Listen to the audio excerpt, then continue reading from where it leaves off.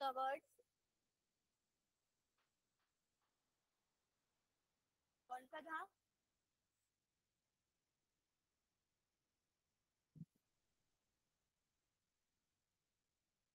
हिंद 2 था सबसे पहला रेस्ट्रिक्शन एंजाइम,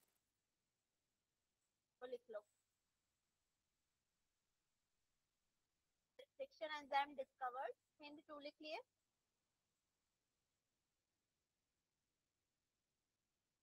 अच्छा, टूल्स में क्या क्या चीज टूल्स लिखे हो? बस वो सिर्फ लिखने बोली थी, फर्स्ट रेस्ट्रिक्शन एंजाइम बस लिख लो, टूल्स नहीं लिखे हो कि लिख लियो ना? टूल्स में तुम लोग क्या क्या चीजें लिख चुके हो? एंजाइम और जब वो एंजाइम के अंदर ही है ना पूरा। तो उसके बाद नेक्स्ट में तुम लोग लिख लेना इसमें, जैसे टूल्स का हेडिंग डाल के एक साथ लिख लेना एंजाइम, वेक्टर और पोस्ट ऑर्गेनिक। जैसे हेडिंग डालो टूल्स का। हाँ हाँ, बस वो याद करने के लिए कि कौन सा है करके, फर्स्ट डिस्कवर्ड जो एंजाइम था वो कौन सा है। उसके बाद नेक्स्ट में क्या रहेगा? टूल्स में पहला एंजाइम लिखना, सेकंड वेक्टर, फर्स्ट हाँ एंजाइम फिर vector, third post,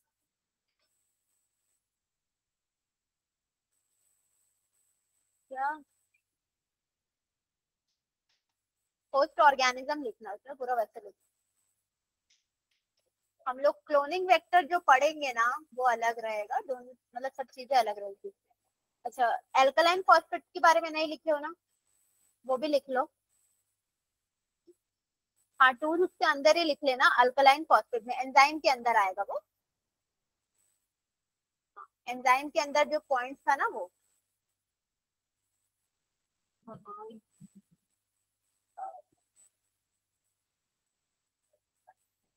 alkaline phosphatase, phosphatase की स्पेलिंग भी भूल गए हो या वो याद है? फॉस्फेट लिख लेना ज्यादा सही है। और उसके बाद लिख लेना इसमें, हाँ, इट कट्स द फॉस्फेट। हाँ, अल्कलाइन फॉस्फेट में लिखना है, it cuts the phosphate at 5' end of circular DNA, at 5' end of circular DNA and help in keeping help in keeping and help in keeping DNA linear, DNA linear। तो हाँ, सीधा रखने के लिए ही उसको कट किया, मतलब अल्कलाइन फॉस्फेट जो है वो 5' एंड पे लग रहा है ताकि इसको वो लीनियर रख सके और फॉरेन ऑर्गेनिज्म इंसर्ट हो सके। तो इसके आगे लिख लेना, so that foreign DNA can be inserted, so that foreign DNA can be inserted। एक्सो और एंडो लिख लिए हो ना? चलो इलेक्ट्रोफोरेसिस देख लेते हैं।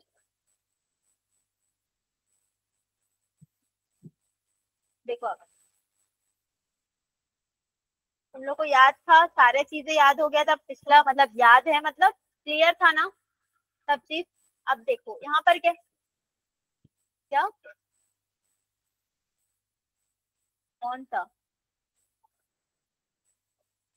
DNA linear so that foreign DNA can be inserted. अब नेक्स्ट देखो, यहाँ पर जेल इलेक्ट्रोफोरेसिस मतलब हम क्या क्या चीजों को सेपरेट कर रहे हैं, डीएनए, आरएनए और किस चीज को, प्रोटीन फ्रेगमेंट्स को, किसके अंडर में, इलेक्ट्रिक फील्ड के अंडर में। तो उसे हम बोलते हैं जेल इलेक्ट्रोफोरेसिस बोल रहे हैं। अब जो डीएनए सेगमेंट है वो सेपरेट होगा किसमें, अलग अलग फ्रेगमेंट। ये पूरा डीएनए सेगमेंट है, ये अलग अलग किसमें होगा, फ्रेगमेंट्स में सेपरेट होगा। किस हिसाब से होगा, उनके साइज के हिसाब से होगा। और जो भी हमें सेपरेट करना है, डिजायर्ड फ्रेगमेंट जो हमें सेपरेट करना है वो साइज के हिसाब से अलग होगा। अब मटेरियल इसमें क्या क्या चाहिए, पहला क्या क्या चाहिए इसमें, डीएनए फ्रेगमेंट जो कट मतलब डिजायर्ड वाला। सेकंड उसमें क्या चाहिए, अगारोस जेल चाहिए। उसके बाद जेल प्लेट चाहिए है, और एक क्या चाहिए रहता है, इथिलियम ब्रोमाइड। ये एक्सपेरिमेंट है। उसके बाद इसमें प्रिंसिपल यानी कि किस चीज का यूज हो रहा है, मतलब वही तुम्हारा पूरा जो लैब वाला एक्सपेरिमेंट जैसे। तो डीएनए क्या है, नेगेटिवली चार्ज, तो वो किस तरफ मूव करेगा, पॉजिटिव इलेक्ट्रोड यानी कि एनोड की तरफ मूव करेगा। किसके इन्फ्लुएंस में? इलेक्ट्रिक फील्ड के इन्फ्लुएंस में होगा। और जो इलेक्ट्रोफोरेसिस है वो किसमें होता है? जेल मैट्रिक्स में होता है।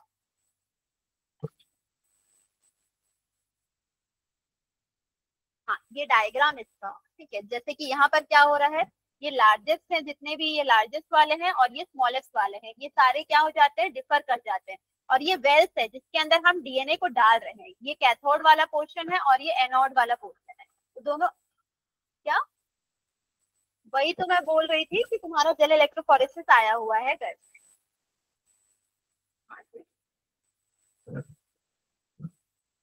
देखो प्रोसेस क्या क्या रहता है, सबसे पहले वेल्स प्लस डीएनए क्या रहेगा? रिस्ट्रिक्शन। हो गया, बात करना।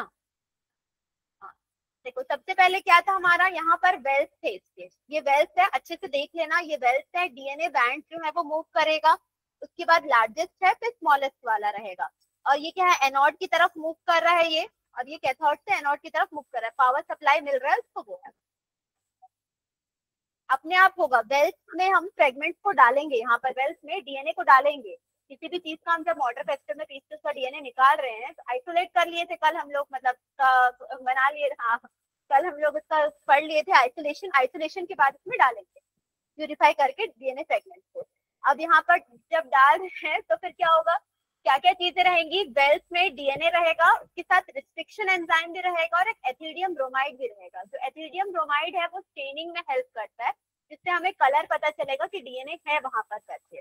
अब उसके बाद डीएनए फ्रेगमेंट जो है वो क्या हो जाती है, नेक्स्ट क्या होगी? जितने भी डीएनए फ्रेगमेंट है सबसे पहले तो वो क्या होंगी? कट होंगी। कट होने के बाद जो नेगेटिवली वाला रहेगा वो किस तरफ मूव करेगा? हाँ, एनोड की तरफ वो मूव करेगा।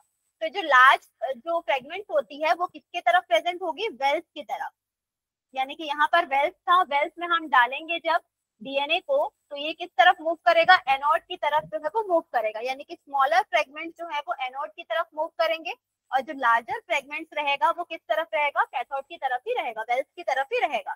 तो यहाँ पर जब एथिडियम ब्रोमाइड डाई को हम यूज करते हैं तो ऑरेंज कलर के बैंड जो है डीएनए दिखते हैं। जब हम यूवी रेज डालेंगे उसमें पूरा, फिर उसके बाद ऑरेंज कलर का बैंड दिखेगा हमें। तो सेपरेट बैंड्स रहते हैं डीएनए के, उसको हम कट करते हैं किससे? अगर उस जेल से, और एक्सट्रैक्ट करते हैं उस जेल से। ये पूरा जो भी प्रोसेस होता है ना जो मैट्रिक्स के अंदर हो रहा है, वो जेल मैट्रिक्स के अंदर ही रहेगा। जेल मैट्रिक्स के अंदर ही क्या प्रेजेंट होगा? वेल प्रेजेंट है यहाँ पर हमारे। फिर ये लार्जर फ्रेगमेंट और ये छोटे छोटे फ्रेगमेंट जो है वो एनोड की तरफ मूव होते रहेंगे। तो ये पूरा उसी का ही रहेगा। और इसमें स्टेनिंग के लिए क्या यूज हो रहा है? इथिडियम ब्रोमाइड यूज हो रहा है। उसके बाद उसको यूवी रेस में डाल रहे हैं तो वो क्या दिखता है? ऑरेंज कलर के फ्रेगमेंट शो होते हैं। तो ये पूरा किसका मेथड है? जेल इलेक्ट्रोफोरेसिस का। क्यों यूज कर रहे हैं? डीएनए फ्रेगमेंट को सेपरेट करने के लिए हम इसको यूज कर रहे हैं। किसके इन्फ्लुएंस में? इलेक्ट्रिक फील्ड के इन्फ्लुएंस में।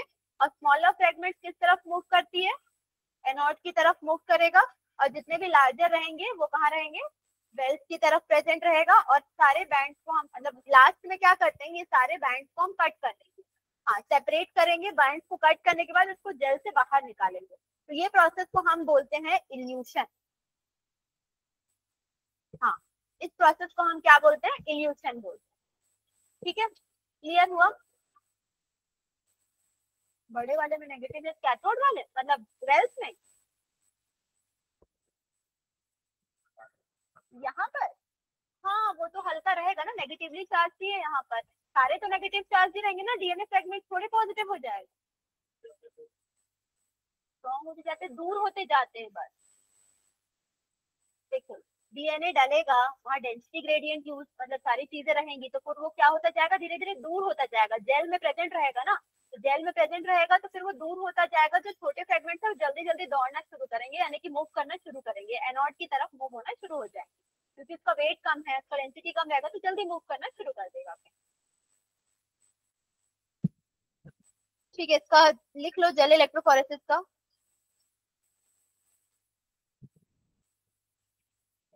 नहीं नहीं, मैं बोल रही हूँ, ब्रैकेट में लिखना separation and isolation of DNA fragment. Gel electrophoresis के बाद separation and isolation of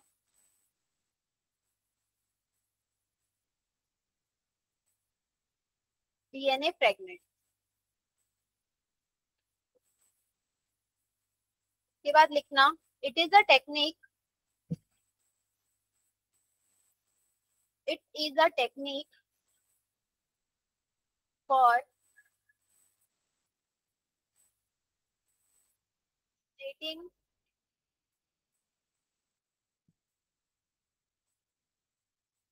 charged molecules with different size.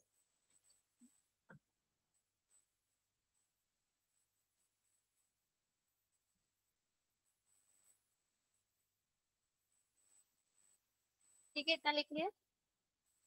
उसके बाद इसमें लिखना कि दो टाइप्स ऑफ जेल्स कौन से यूज होते हैं।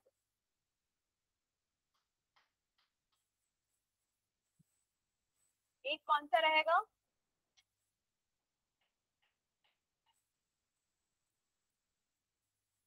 पॉलीएक्रिलामाइड का जेल रहेगा, और दूसरा हम पढ़े जो है वो क्या है, अगारोस का जेल है। दो टाइप का जेल रहेगा, इसलिए दोनों जेल को लिखते हैं। टू टाइप्स ऑफ जेल जो यूज हो रहा है वो हो रहा है पॉलीएक्रिलामाइड रहेगा, और दूसरा क्या रहेगा, अगारोस जेल है। कौन, अगर अगर का पाउडर होता है, फिर हम उसको डिजोल्व करते हैं पानी में, उसको बॉईल करते हैं, उसके बाद वो अगार बनता है, फिर उसको हम बैंड में मतलब डालते हैं, मतलब उस जेल मैट्रिक्स को बिछाते हैं। उसके बाद हम वेल्स में डालेंगे डीएनए को, फिर वो मूव करता है। ये पूरा किया हुआ मतलब बहुत काम रहता है, थोड़ा नहीं। हाँ, नेक्स्ट लिखना DNA fragments are negatively charged molecules. DNA fragments are negatively charged molecules. Full stop. They can be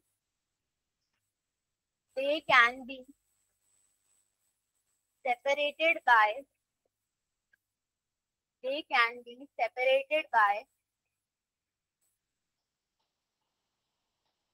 forcing them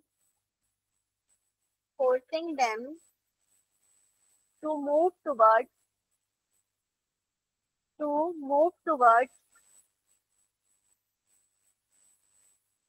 positively charged anode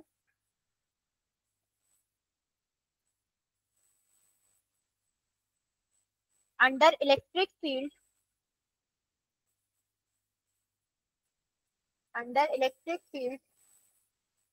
through medium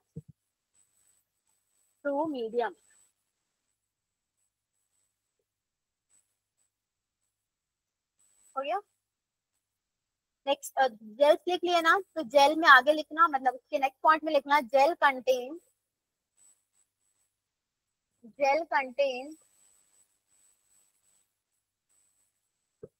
four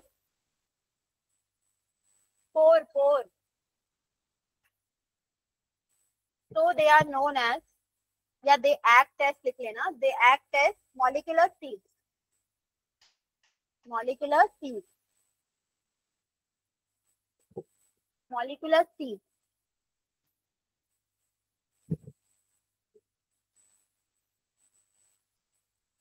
और एक चीज लिख लेना, वो है मूवमेंट ऑफ फ्रेगमेंट्स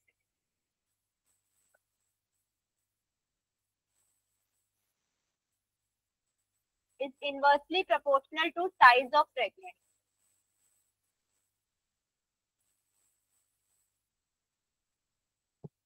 क्या हुआ, तो लिख लो।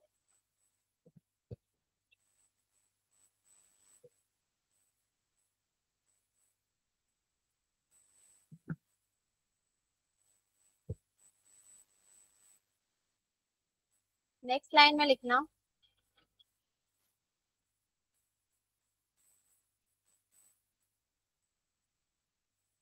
these fragments can be visualized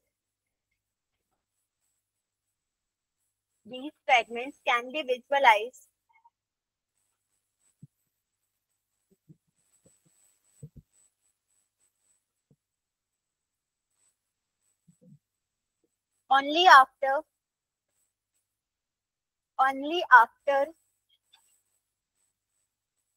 staining by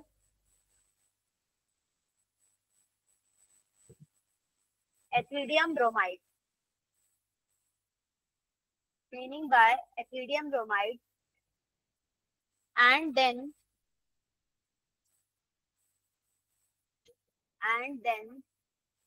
see in UV radiation, and then see in UV radiation.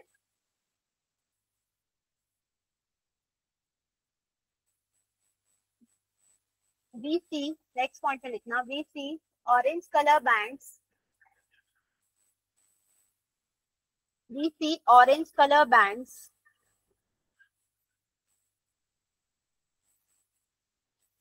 फिर उसके बाद इल्यूशन करना, डेफिनेशन इल्यूशन का, नेक्स्ट लाइन में लिखना इल्यूशन, ELU, हाँ ELUTION, इल्यूशन, उसमें लिखना separated DNA cut out from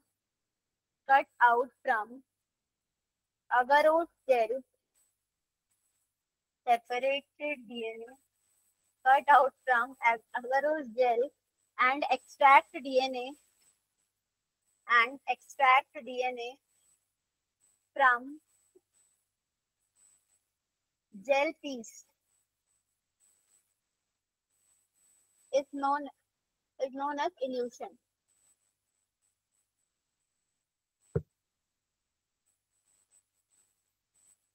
Okay, last line में लिखना, thus we obtain purified DNA fragment.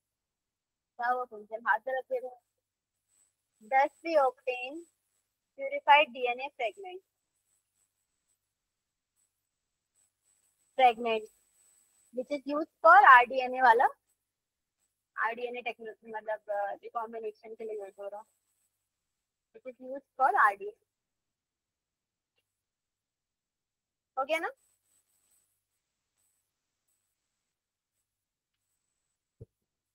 पहला क्वेश्चन वही सेम, हाँ, given below is the stepwise schematic representation of the process of electrophoresis. Identify the alphabets presenting anode and lightest end. ये रहेगा, क्या क्या रहेगा? बोर्ड का है, सब्जेक्टिव है, दिख नहीं रहा है।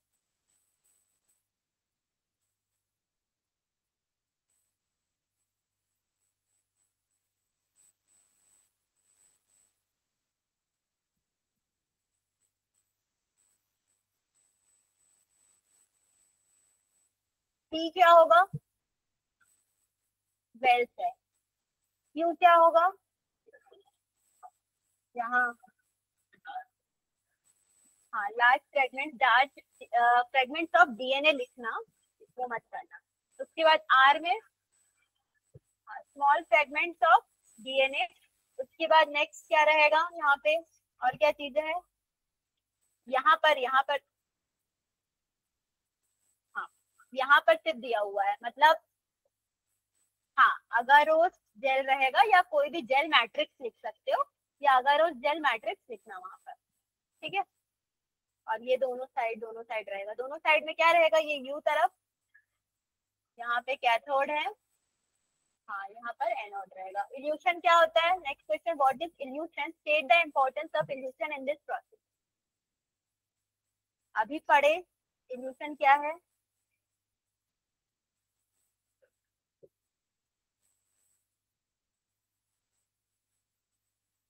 क्या होता है, खुद से बताओ।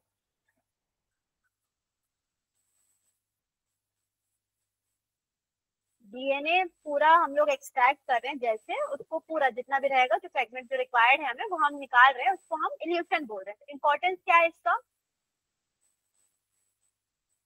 हाँ, डिजायर्ड डीएनए, वही जो प्यूरिफाइड डीएनए है, it is used in the recombination. हो गए? हाँ, आरडीएनए टेक्नोलॉजी में वो यूज हो रहा है कंस्ट्रक्शन के लिए। कंस्ट्रक्शन कल पढ़े थे आरडीएनए टेक्नोलॉजी का, याद है? तुम लोग क्या करते हो? कंस्ट्रक्शन ऑफ आरडीएनए टेक्नोलॉजी कल पढ़े थे ना? हाँ, कटता है फिर जुड़ता है, यही लिखना, ठीक है। नेक्स्ट क्वेश्चन के आंसर लिखो तो तुम लोग। नेक्स्ट क्वेश्चन के आंसर लिखो। पहला क्वेश्चन क्या है? Eco R1 has played very significant role in rDNA technology.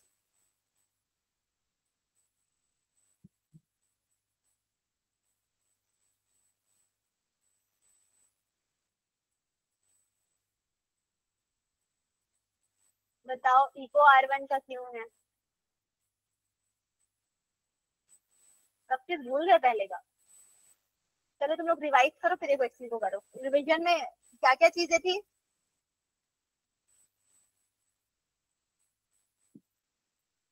Recombinant DNA या आरडीएनए का जो था, यानी कि लाइगेशन हो रहा है यहाँ पे, क्लोनिंग वेक्टर फॉरेन डीएनए से था।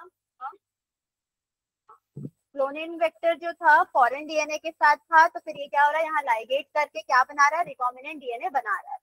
उसके बाद नेक्स्ट क्या था, उसमें स्टेप्स थे रिकॉम्बिनेंट डीएनए टेक्नोलॉजी के कि क्या क्या हो रहा है। वही सेम चीज यहाँ पर हम लोग first artificial recombinant DNA technology जो है, मतलब डीएनए बना रहे थे, तो किसने दिया था? सबसे पहले कोहेन और बॉयर ने दिया था। उसके बाद कोहेन और बॉयर ने 1972 में क्या किया था? आइसोलेट किया था एंटीबायोटिक रेजिस्टेंस जीन। कहाँ से? Cutting a fragment of DNA. Plasmid क्या होता है? Fragment of DNA. ठीक है, गायब हो गया वो भी। याद रखना सब चीजों को। प्लाज्मिड बार बार पढ़ेंगे हम, पीडीआर 322 का प्लाज्मिड पढ़ेंगे, अलग अलग नाम पढ़ेंगे, पूरा बायोटेक्नोलॉजी। इसलिए फ्लो में जा रहे हैं। आधे लोग तो आ नहीं रहे, 3 लोग अटेंड किए हैं, बाकी का गायब हो गए। हाँ, चैप्टर 9 बायोटेक्नोलॉजी चल रहा है। हाँ, क्या? हाँ, चैप्टर 9 वाला वो है। गायब हो गया ना, आधे दिन में आएंगे, नहीं तो वही होगा और कुछ नहीं हो सकता। उसके बाद नेक्स्ट हम लोग प्लाज्मिड किसका लिए थे? साल्मोनेला टाइफोइडियम का, जीन ऑफ एंटीबायोटिक रेजिस्टेंस के साथ। तो वो किसकी तरह काम किया था? वेक्टर की तरह। उसको ट्रांसफर किए थे किसमें? ई कोलाई में। तो कौन था यहाँ पे होस्ट? E coli. तो 3 चीजें यहाँ पे क्या क्या थी? एंजाइम, वेक्टर और होस्ट ऑर्गेनिज्म। ई कोलाई, ठीक है। इसका हम लोग जीन जो है रेजिस्टेंस वाला ई कोलाई में डाले थे। तो फिर क्या हो गया था? बाद में प्लाज्मिड रेप्लिकेट हो गया किसके अंदर? ई कोलाई के अंदर। किसका प्लाज्मिड था? साल्मोनेला का। ये वो हो गया, किसकी मदद से हुआ? डीएनए पॉलीमरेज की मदद से। और क्या बना लिया? रिकॉम्बिनेंट डीएनए का फॉर्मेशन कर दिया। तो ये पूरा क्या था? आइसोलेशन कैसे किए थे हम डीएनए का? सबसे पहले आइसोलेशन ऑफ डीएनए जो था, उसके बाद नेक्स्ट क्या था?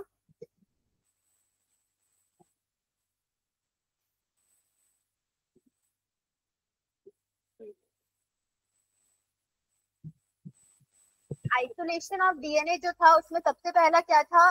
पहला आइसोलेट किए, फिर फ्रेगमेंट बनाए किसने? रिस्ट्रिक्शन एंडोन्यूक्लियस से। उसके बाद आइसोलेशन किए डिजायर्ड डीएनए फ्रेगमेंट का। उसके बाद लाइगेशन किए। उसके बाद क्या किया हम लोग? डीएनए को होस्ट में डाले। उसके बाद क्या किए? कल्चर किए और हमें जो चाहिए था वो मिल गया। तो अभी जो पढ़े हम लोग जेल इलेक्ट्रोफोरेसिस जो पढ़े, वो भी इसका ही क्या था? कंस्ट्रक्शन का पार्ट था। क्योंकि जो हमें डिजायर्ड चाहिए है डीएनए, वो हम कैसे निकालेंगे?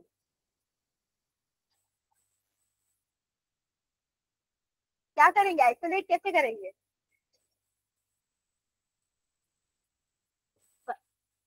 एक दिन में सब खत्म। भाई क्लास में रहते हो तो प्रेजेंट रहो। चलो तुम लोग जल्दी से रिवाइज करो पूरा।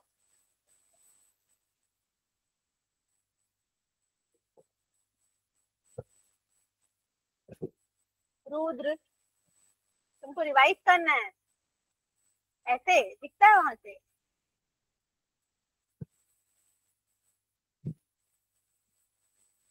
कल का पढ़ना है पूरा।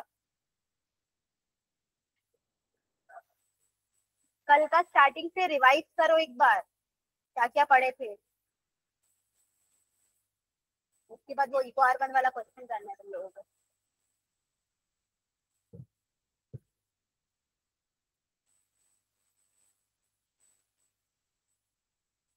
तो कल था क्या क्लास? पिछली क्लास का बच्चे जैसे क्वेश्चन है।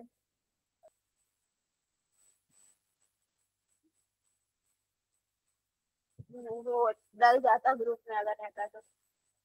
क्या हम लोगों ने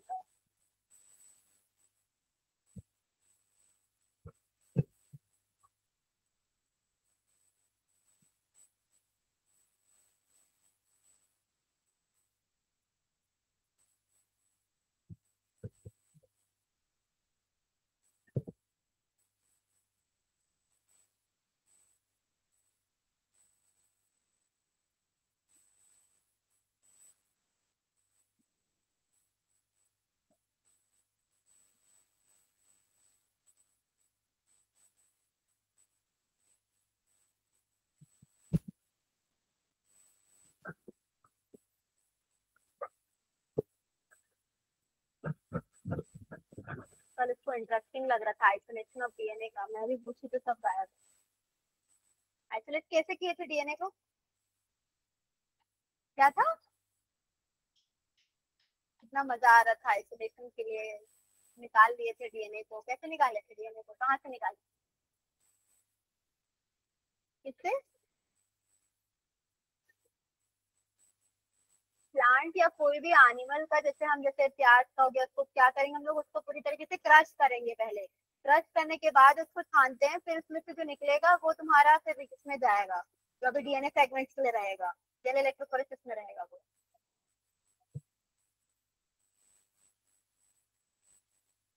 किसमें? हाँ हाँ, डीएनए के बाद जेल इलेक्ट्रोफोरेसिस किए ना हम, ये डिजायर्ड वाला जो चाहिए वो निकालेंगे हम लोग, इसलिए जेल इलेक्ट्रोफोरेसिस कर रहे हैं।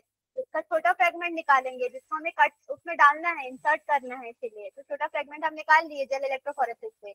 उसके बाद और प्रोसेस आएंगे, क्लोनिंग वेक्टर आएगा। ठीक है, क्लोनिंग वेक्टर से हम लोग फिर क्या करेंगे, होस्ट में डालेंगे, पूरा प्रोसेस आएगा। क्लोनिंग वेक्टर के टाइम पे सब लोग आ जाना नेक्स्ट क्लास में। हाँ, बाकी लोग भी जिन लोग ऑनलाइन है उन लोग को भी बोल रहे हैं।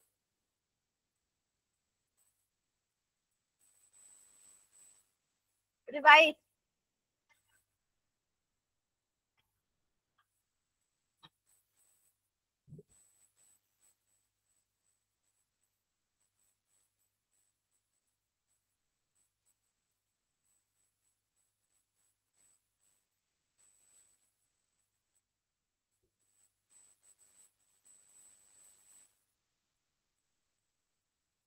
पहले रिवाइज करो, इको आर वन का नॉमेनक्लेचर भी रिवाइज करो, और इको आर वन क्यों सिग्निफिकेंट रोल प्ले कर रहा है, मतलब रेस्ट्रिक्शन एंजाइम वाला जो है वो पूरा पढ़ो। एक्सोन्यूक्लियस एंडोन्यूक्लियस का जितना भी पूरा बताइए वो पूरा।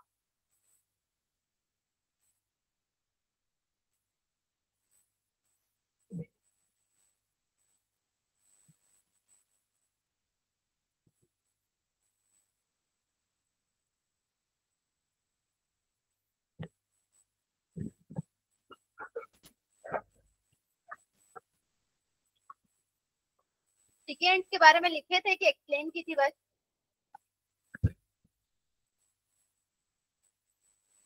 हाँ, तो सिकेंड्स भी याद रखना, किसको बोलते हैं सिकेंड्स? Amino acid. हाँ, ये जो कॉम्प्लीमेंट्री, हाँ, जो कट पार्ट होती है वहां पे स्टिकी एंड्स होती है, ताकि कॉम्प्लीमेंट्री बेस पेयर आके वहां से अटैच। हट जाता नहीं है, हटाते हैं हटाते हैं, रिस्ट्रिक्शन एंजाइम डाल के आर्टिफिशियल चल रहा है। ये सब लेबोरेटरी पूरा वो है, किया गया है। एक्सोन्यूक्लियस नहीं करता है, एंडोन्यूक्लियस करता है।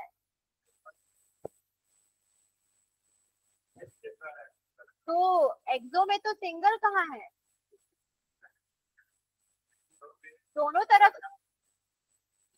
तो यहाँ तो दोनों तरफ है ना, यहाँ भी और यहाँ भी एंडो में है ना। रिस्ट्रिक्शन एंडोन्यूक्लियस यूज होता है, एक्सोन्यूक्लियस यहाँ पे यूज नहीं होगा। तो यहाँ पे आरएनए में सिंगल स्टैंडर्ड, मतलब सिंगल स्टैंडर्ड बाद में अगर इसका प्रोसेस में नहीं आएगा, ये रिकॉम्बिनेंट डीएनए में नहीं आता है।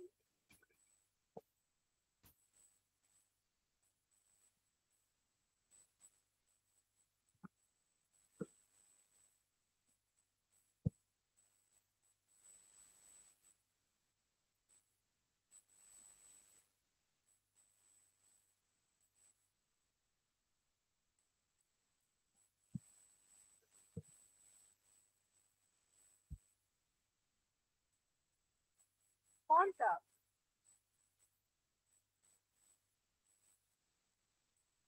एक्सटेरिचिया।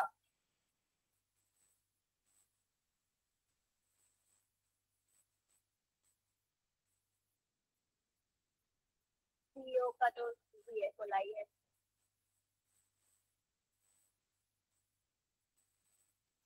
अभी तुम लोग को जेल इलेक्ट्रोफोरेसिस लिखने आएगा तो लिख लोगे, तो होएगा वहां पे भी एग्जाम हो जाता। स्ट्रक्चर मत बनाओगे। जेल इलेक्ट्रोफोरेसिस का। अच्छा हाँ, उसमें वो भी बनाना ना, इलेक्ट्रिक फील्ड आ रहा है वो भी बनाना, सिर्फ डब्बो बना के मत देना।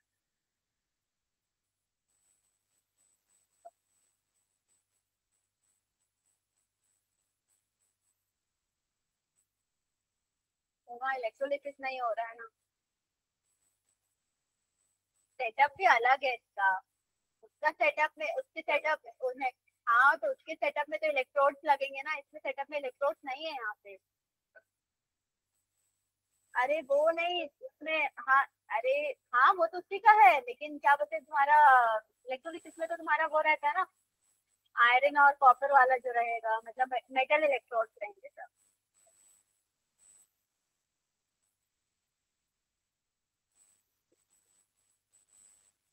क्या देखिए?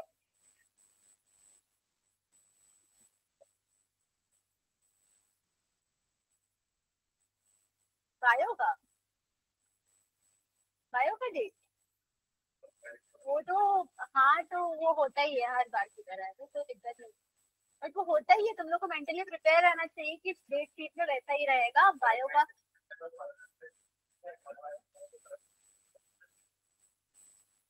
तो फुल मार्क्स लाओगे तुम लोग बायो में, है ना? 15 दिन का छुट्टी मिलेगा, 15 दिन की छुट्टी, सॉरी। हाँ लेकिन 2 दिन में कंप्लीट नहीं होता है पूरा। 15 दिन में तुम्हारे 15 चैप्टर्स है, कवर हो जाएंगे एक एक दिन में, एक एक चैप्टर। मतलब 7 दिन में 15 चैप्टर्स कंप्लीट करके 7 दिन सारे चैप्टर्स का टेस्ट। सैम्पल पेपर्स देना तुम लोग मस्त आराम से। क्या टेस्ट?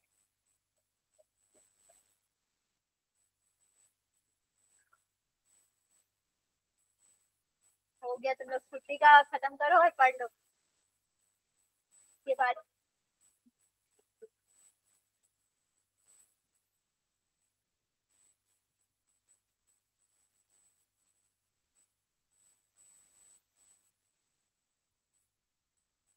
अच्छा तो क्वेश्चन देख लो, explain the convention for naming eco argon.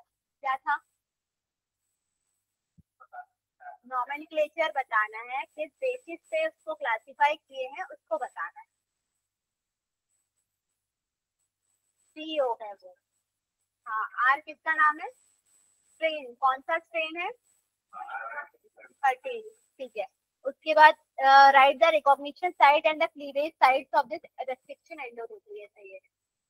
इसको R1 का तुम लोग रेस्ट्रिक्शन और इसको मैसेज है। रिकॉग्निशन साइट नहीं पढ़े रिकॉग्निशन साइट और इसका protruding and hanging stretches of DNA produced by the restriction enzyme को क्या बोलते हैं? तो हैंगिंग स्ट्रेचेस का अभी हम लोग पढ़े, जो मैं बताई कि कट जाने के बाद क्या क्या बनता है वो।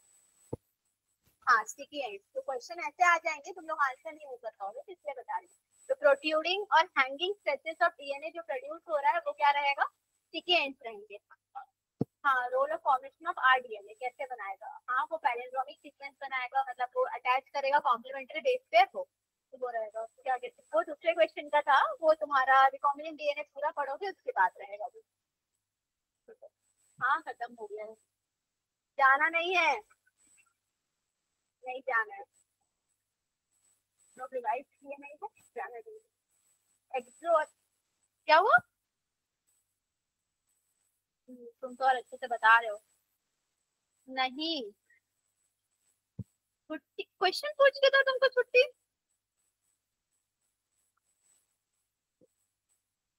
क्या आउट ऑफ सिलेबस?